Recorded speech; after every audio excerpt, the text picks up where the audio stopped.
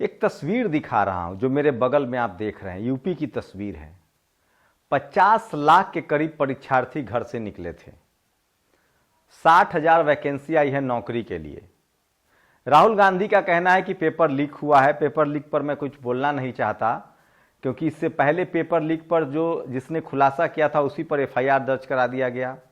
एक राजेश साहू बहुजन समाज के पत्रकार हैं, दैनिक भास्कर में नौकरी करते हैं। उन्होंने एक सटोरियो की खबर की, उन पर एफआईआर दर्ज करा दिया गया। राहुल गांधी ने पिछले पेपर लीक को लेकर आज भाषण भी दिया है, तो पेपर लीक पर भी आऊंगा। लेकिन सबसे पहले बात सरकार की, नौकरी की और युवाओं की। सोचिए हिंदी पट्टी में किस तरह की बेरोजगारी है। राजेश साहू ने एक बड़ा मर्मर्शी पोस्ट लिखा है। 2 दिन उन्होंने इन परीक्षार्थियों के साथ गुजारा जो गरीब परिवार के हैं, जो घर से 1,000-2,000 रुपए लेकर छोटे छोटे शहरों में और इलाहाबाद, लखनऊ जैसे अपने बड़े शहरों में रहते हैं और नौकरी की तैयारी करते हैं। वो लिखते हैं राजेश साहू कि इनके आंखों में एक सपना है कि नौकरी लग जाए, गांव समाज में मान सम्मान मिल जाएगा, घर के तानों से मुक्ति मिल जाएगी। वो लिखते हैं आगे कि लेकिन 1,000-2,000 का पैकेट अलाउ नहीं करता है कि ये किसी एसी ट्रेन में या स्लीपर ट्रेन से रिजर्वेशन करा के चले। इनको साधारण या कुछ ऐसे ही व्यवस्था से जाना पड़ेगा जहां खर्चा कम हो।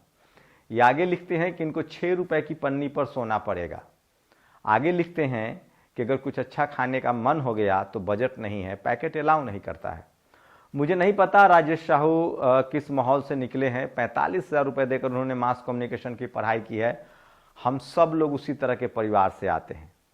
गलती से मैं मीडिया में आ गया, आईआईएमसी में दाखिला हो गया, पत्रकार बन गया, लेकिन इसी तरह से जनरल के बोगियों में बैठकर लोग बच्चों को एग्ज़ाम देते हुए देखा है मैंने।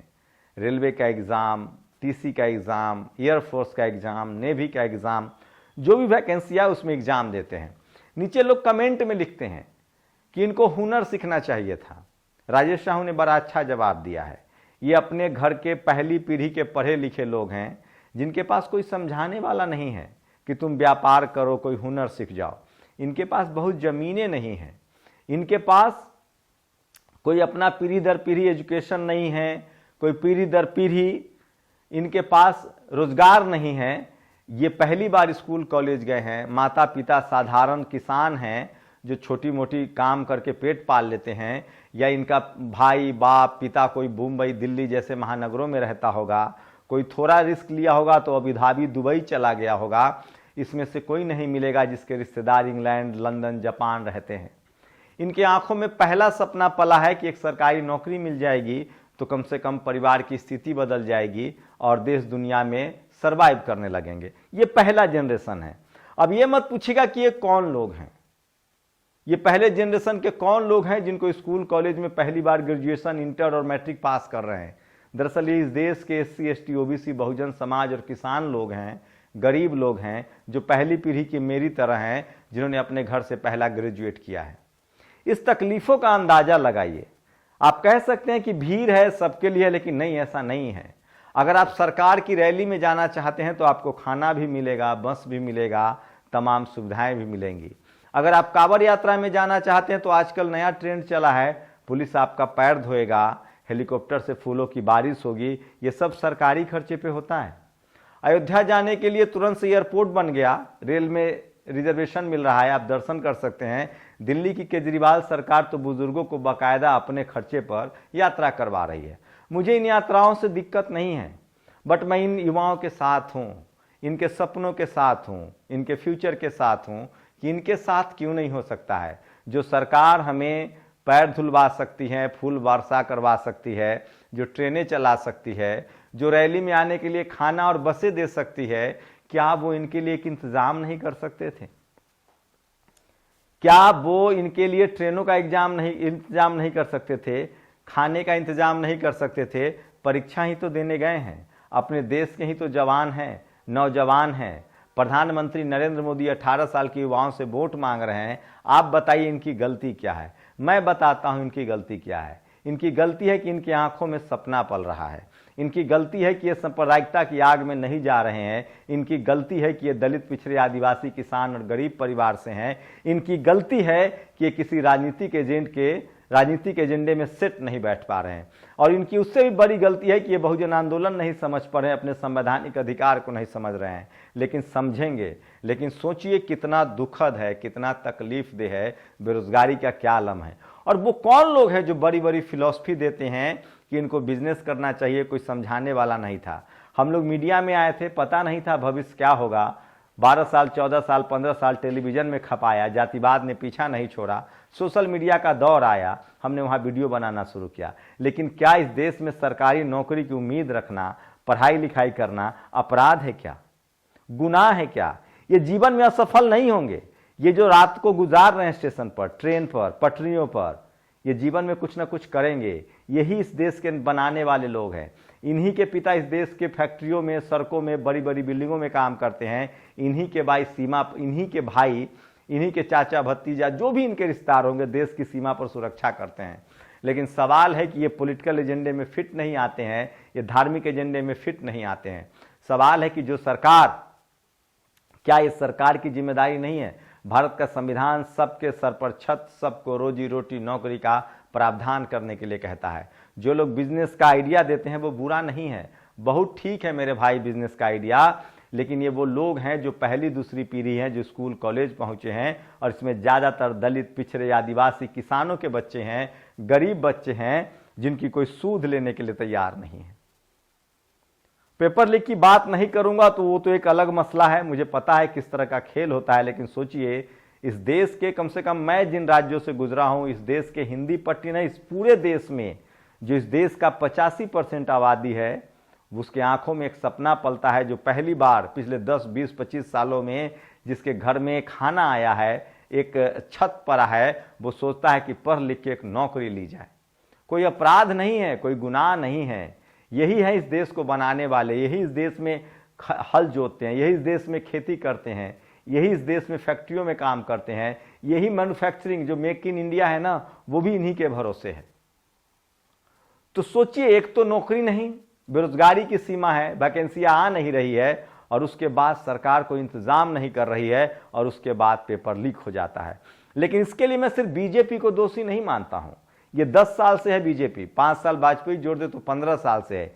इसके लिए दोषी कांग्रेस भी है। बस फर्क इतना है कि उसके समय में कहीं ना कहीं वैकेंसियां आती थी, सरकारी नौकरियां थोड़ी आती थी, कम से कम जो सीट्स हैं वो भरे जाते थे। लेकिन सोचिए, ये दूसरी तस्वीर देखिए, जाति जनगणना की तस्वीर है। राहुल गांधी ने जब से जाति जनगणना की बात की है, दलित, पिछड़े, आदिवासियों की बात की है, सोचिए किस तरह से उनकी रैलियों में जनसैलाब उमड़ रहा है। आज पूरब का ऑक्सफोर्ड, इलाहाबाद में सड़कों पर लोग निकले, जनसैलाब निकला। दिलीप मंडल लिखते हैं कि अगर 2014 से पहले कांग्रेस ने जाति जनगणना करा दिया होता तो ये खेल बदल जाता। लेकिन खैर, झारखंड में अब जाति जनगणना का ऐलान हुआ है। राहुल गांधी ने कहा है कि हम तेलंगाना में भी जाति जनगणना कराएंगे। बिहार में जाति जनगणना हो चुका है, SC, ST, OBC को 65% रिजर्वेशन मिल चुका है, 2.5 लाख से ज़्यादा नौकरियां मिल चुकी है बिहार में। इस देश में कम से कम एक नौकरी जो है वो बहुत बड़ी, एक पहली पीढ़ी नौकरी करेगी, दूसरी पीढ़ी हायर एजुकेशन में जाएगी, और तीसरी पीढ़ी बिजनेस में जाएगी। ये सुधार एक प्रक्रिया है, एक दिन में नहीं होता है, चमत्कार नहीं होता है। इस देश के 80-85% लोगों को गरीब रख के कोई भी आदमी इस देश को विकसित राष्ट्र तो नहीं बना सकता है। अगर आपको विकसित राष्ट्र बनाना है तो स्कूल, कॉलेज, अस्पताल, यूनिवर्सिटी, टेक्निकल कॉलेजेस खोलने पड़ेंगे, सबको रोजगार देना पड़ेगा, सबको हुनर देना पड़ेगा, और ये काम सरकार की है, सरकार की जिम्मेदारी है। और मैं फिर कह रहा हूं, सोचिए, अपनी जनसंख्या को आपको अपना एसेट्स बनाना पड़ेगा। लेकिन सवाल है कि जिस देश में धर्म की राजनीति सवाब पर हो, सांप्रदायिकता जिस सरकार को वोट दिला रही हो, तो वो रोजगार की बात क्यों सोचेंगे। लेकिन इस देश के गरीब, लाचार, बेबस लोग अब इससे निकल रहे हैं, और रोजी रोटी का मुद्दा अब छाने लगा है। राहुल गांधी की रैलियों से साफ पता चलता है कि वो लगातार रोजी रोटी, नौकरी, व्यापार की बात कर रहे हैं, रोजगार की बात कर रहे हैं। उनकी रैलियों में भीड़ उमड़ रहा है, और इसलिए मैं कह रहा हूं, नरेंद्र मोदी को भली भांति पता है कि 400 पार का नारा बहुत सिद्ध नहीं कर रहा है, लोग नाराज हैं, गुस्से में हैं। सोचिए, जो बीजेपी कह रही है कि 400 पार, वो कांग्रेस के नेताओं को गले लगा रही है। अगर इतना ही सब कुछ आसान है तो उसे नए पार्टनर नहीं ढूंढने होते, कोई अपनी रोटी का हिस्सा दूसरे को क्यों देगा।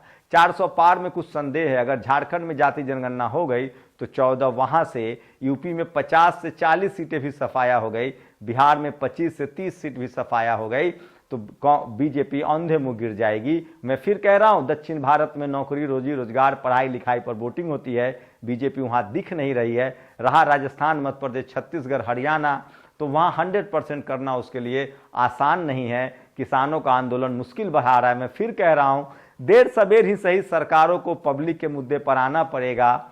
धर्म का मुद्दा ज्यादा दिन नहीं चलेगा, जाति के नेता खड़ा करके भी ज्यादा दिन वोट नहीं लिया जा सकेगा, क्योंकि बेरोजगारी बड़ा मुद्दा बनता जा रहा है और राहुल गांधी इसी मुद्दे को एड्रेस कर रहा है। हमें किसी सरकार से, न हम किसी के प्रवक्ता हैं, न पार्टी के प्रवक्ता हैं। हाँ, हमारे सरोकार में, नेशनल दस्तक के सरोकार में इस देश के गरीब, शोषित, वंचित 90-85% लोग हैं जिनके सपने हैं आंखों में, और हम चाहते हैं कि इस देश में बाबा साहेब के संविधान के हिसाब से सबको बराबर का मौका मिले। आप लोग बताइए, सरकार की क्या जिम्मेदारी है? सरकार की जिम्मेदारी था धर्म या कर्म। सरकार का काम है धर्म को आगे बढ़ाना या कर्म को आगे बढ़ाना।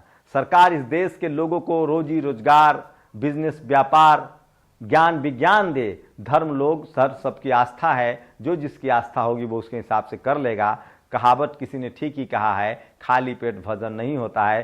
क्या लगता है, यूपी में जो बेरोजगारी का आलम है, हिंदी पट्टी में जो बेरोजगारी का आलम है, क्या धर्म पर वो कमजोर पड़ जाएगा? धर्म का आंदोलन हावी पड़ेगा? सवाल है कि प्रधानमंत्री नरेंद्र मोदी आज अपने नेताओं को कह रहे थे कि राम मंदिर बना दिया, उनका चुनावी एजेंडा है। क्या 2024 में राम मंदिर के नाम पर वोट पड़ेगा? और राम मंदिर के नाम पर वोट पड़ेगा तो सवाल है कि बीजेपी तमाम सवर्ण नेताओं को, बीजेपी के, कांग्रेस के नेताओं को गले क्यों लगा रही है? तमाम छोटे छोटे दलों से गठबंधन कर रही है। क्या 400 पार सिर्फ टीवी अखबार का एजेंडा है? कहीं ना कहीं सरकार डरी हुई है कि चुनाव में मुश्किल हो सकता है। मैं फिर कह रहा हूं, हिंदी पट्टी की राजनीति को करीब से जानने वाले लोग कहते हैं कि वहां बहुत दिनों तक छलावा नहीं चलता है। रोजी रोजगार अब मुद्दा बनते जा रहा है। यूपी की बेरोजगारी ने सबकी आंखें खोल दी है, सबसे ज्यादा बेरोजगारी है। और बड़ी लकीर नीतीश कुमार और तेजस्वी यादव वाली सरकार ने खींची है। जिस तरह से 2.5 से 3 लाख उन्होंने नौकरियां दी हैं, लोगों को उम्मीदें बंधी है। और नीतीश कुमार जैसे ही बीजेपी के पाले में गए, तेजस्वी यादव फायदा लेते हुए दिख रहे हैं। इसी बीच सबसे बड़ा अपडेट बता दूं, तेजस्वी यादव 20 तारीख से लेकर 28 तारीख तक 8 दिनों के बिहार के 39 राज्यों का, जिलों का दौरा करेंगे। वहीं 22 फरवरी को और 25 फरवरी को दिल्ली में बड़ा ईवीएम के खिलाफ आंदोलन होने वाला है। और वहीं 21 तारीख को राकेश टिकैत किसानों का आंदोलन कर रहे हैं। तो ये तमाम अपडेट था जो कोई टीवी अखबार नहीं दिखाएगा। टीवी अखबार आपको सिर्फ और सिर्फ सरकार के प्रोपेगेंडा में है, सरकार का प्रवक्ता है। मैं इसीलिए कह रहा हूं, हमारी कोशिश होती है इस देश को मजबूत बनाने की। न हम किसी के साथ हैं, न हम खिलाफ हैं, हम संविधान के साथ हैं, इस देश के नागरिकों के मूलभूत अधिकारों के साथ हैं, उसकी समस्याओं के साथ है। अपनी प्रतिक्रिया जरूर दीजिए। शुक्रिया। नेशनल दस्तक की आपसे गुजारिश है कि अगर इसको बचाना चाहते हैं तो नेशनल दस्तक को सब्सक्राइब करने के लिए रेड कलर के सब्सक्राइब बटन को दबाएं, फिर बेल आइकन की घंटी दबाएं।